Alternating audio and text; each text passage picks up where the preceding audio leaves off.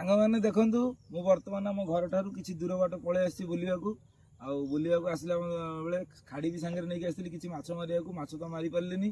ଆଉ ବହୁତ ଖୁସି ଲାଗୁଛି ଯେହେତୁ ଘରେ ବସି ବସି ମୁଁ ବୋରିଂ ବି ହେଇଯାଉଥିଲି, ଚିଡ଼ା ବି ଲାଗୁଥିଲା, କେତେ ବସୁଥିଲି। ଏବେ ବର୍ତ୍ତମାନ ତ 2-3 ମାସ ହେଲା ଗାଡ଼ି ଆସିବା ଠାରୁ ଟିକେ ମୁଁ ବୁଲାବୁଲି କରୁଛି, ବହୁତ ଖୁସି ଲାଗୁଛି ଆଉ ବହୁତ ଭଲ ବି ମଧ୍ୟ ଲାଗୁଛି। ଯେହେତୁ ଘରେ ବସିବା ଅପେକ୍ଷା ମୁଁ କିଛି ବାଟ ଆସିଯାଉଛି, ବୁଲାବୁଲି କରୁଛି, ମୋ ମାଇଣ୍ଡ ସେଟ୍ ହେଇଯାଉଛି। ମୁଁ ବି ମଧ୍ୟ ଭଲରେ ଅଛି, ଆପଣମାନେ ନିଶ୍ଚିତ ଭଲରେ ଥିବେ। ମୋତେ ଟିକେ ଲାଇକ୍ କରନ୍ତୁ, ସବସ୍କ୍ରାଇବ୍ କରନ୍ତୁ, କାରଣ ମୁଁ ଏକ ହ୍ୟାଣ୍ଡିକ୍ୟାପ୍ ଆଉ ମୁଁ ଭିନ୍ନକ୍ଷମ ହେଲେ ମଧ୍ୟ ମୋର ବି ଟିକେ ଇଚ୍ଛା ଅଛି, ମୋର ବି ଟିକେ ଅନେକ ଆଶା ଅଛି।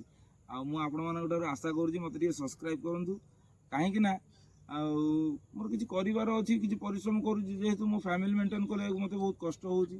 ମୁଁ ନିଜେ ମୋର ଖର୍ଚ୍ଚ ଅଛି, ମୋର ବନ୍ଧୁବାନ୍ଧବ ସବୁକିଛି ମୁଁ ମେଣ୍ଟେନ୍ କଲାବେଳକୁ ମୋତେ ଟିକେ ବହୁତ କଷ୍ଟ ହେଉଛି। ଆଉ ମୋତେ ଟିକେ ସବସ୍କ୍ରାଇବ୍ କରନ୍ତୁ, ମୁଁ ମୋର ଯେମିତି ମୋର ସକ୍ସେସଟାକୁ ସଫଳ କରିପାରିବି।